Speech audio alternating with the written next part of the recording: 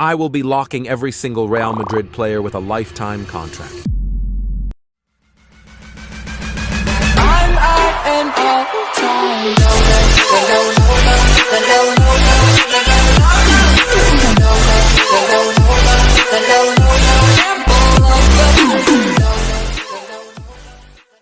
I will be locking every single Real Madrid player with a lifetime contract.